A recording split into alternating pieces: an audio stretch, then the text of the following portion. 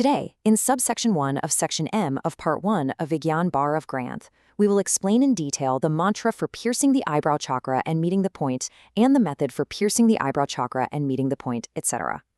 Listen closely because this isn't just a study of an ancient text, it's a direct initiation into one of the most profound inner sciences ever recorded. We're going to explore the exact step-by-step methodology of withdrawing your mind, turning your concentration into a literal weapon, and piercing the ultimate veil of illusion. So steady your mind, take a deep breath, and let this profound tantric process unfold. Welcome to Scene 1. You know the chaotic noise of the senses, right? Every single day, our energy, our prana, just leaks outward through what we see, hear, and touch, completely binding us to the material world. Well, the search for absolute peace begins by consciously leaving all that noise behind. We're going to turn our gaze entirely inward, tracking the sacred life force, gathering it up from its scattered state, and preparing it for a highly focused upward strike. Let's dive right into part 1, the science of Shanmukhi Mudra and ascending the prana. To start this journey, we have to prepare the physical vessel to become a weapon of pure concentration. We move through the first 4 stages. Step 1 is posture and stability, sitting with an unshakable, grounded presence. Step 2 is forming the weapon, known as Shanmukhi Mudra. Step 3 is Dwara Rodhan, where we physically use our own fingers to close the holes, sealing the ears, eyes, nostrils, and mouth.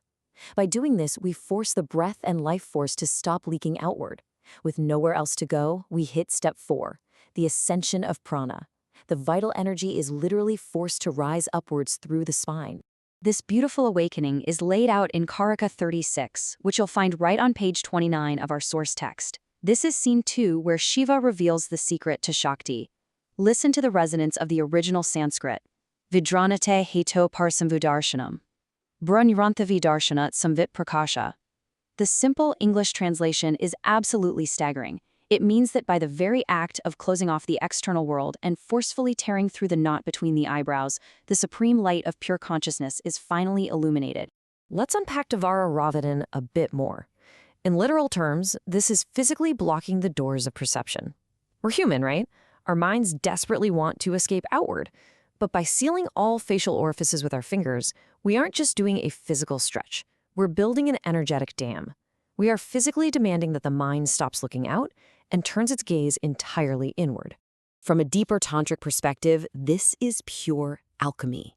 You're taking all that scattered sensory noise, the energy you waste every single day worrying and reacting to the outside world, and you're reversing it.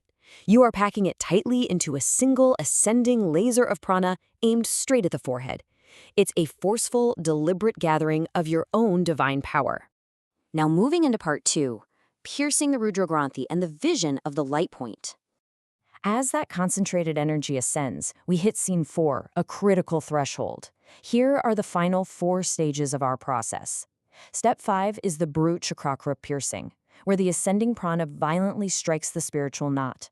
Step 6 is the resulting light vision, or Drishti Bindu. Step 7 is Kramalian, dissolving the ego right into that light. And finally, Step 8 is the attainment of the ultimate state. It's a completely silent internal attack on the eyebrow chakra, designed for absolute liberation. So, what exactly are we targeting here? The Bru Granthi, also known as the Rudra Granthi. Think of it as the ultimate knot of illusion. It's the energetic block between the eyebrows that keeps your consciousness chained to duality, the false feeling that you and the universe are separate things. Piercing this lock with the weapon of your breath requires absolute, unwavering focus. When you achieve that strike, Shiva reveals Karika 37, also found on page 29. Let the words wash over you. Dalmantha choba sambutsa sukshma gnitsala kirtim, bindum shikante hridayat, layante diato laya. This shloka details the immediate aftermath of piercing the knot. The meaning? The intense friction of the internal breath creates a microscopic point of light shaped like a sesame seed of subtle fire. By meditating on this point, the practitioner dissolves into the infinite. This is the breathtaking secret of the Jyoti Bindu. The literal translation describes witnessing a tiny, microscopic spark of fire, sukshma tilaka kritim. It isn't some imaginary light you're supposed to just visualize. It is the literal friction of your own concentrated energy violently colliding with the veil of illusion, sparking the divine light of pure consciousness right there in the darkness. Philosophically, this is the perfect cosmic dialogue between Shiva and Shakti. Shakti is the dynamic, ascending life force, the prana you forced upward, creating immense internal friction. And Shiva? Shiva is the pure, absolute, silent stillness of that Bindu point.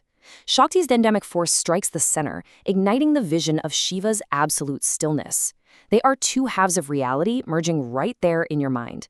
Which brings us to our final section, part 3, dissolving into absolute stillness. Seeing the light isn't the end. We reach scene 7, the philosophical conclusion, where we must completely merge with it. This is step 7, Krummalin. First, your mind locks entirely onto the single bindu. Second, an internal mantra silently resonates. Third, all your vikalpas, your wandering thoughts, doubts, and memories literally burn away in that subtle fire.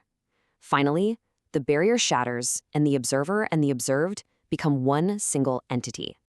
Now, you might be asking, what exactly is the mantra for merging into the point? It requires absolutely no spoken words. It's the silent, breathless vibration of life itself, held perfectly steady at the third eye. It's the silent ajapa japa, the unchanted chant. It's pure awareness resonating with that microscopic spark of fire. You don't speak the mantra, you literally become it. Through the systematic piercing and the delicate dissolution of Krummalin, the 8th and final step is realized. The text promises that when the mind is fully dissolved in the Bindu, you attain the ultimate state. You become one with the supreme Shiva consciousness. You are instantly freed from all earthly limitations because the illusion of your separate individual self ceases to exist entirely. So, as our journey through these sacred verses concludes, I want to leave you with this final, provocative thought. As your individual mind fades into that eternal, microscopic point of light between the eyebrows, as Shakti's fierce energy perfectly merges into Shiva's absolute stillness, ask yourself, when all your thoughts, your ego, and your very identity dissolve into this ultimate silence, what truly remains?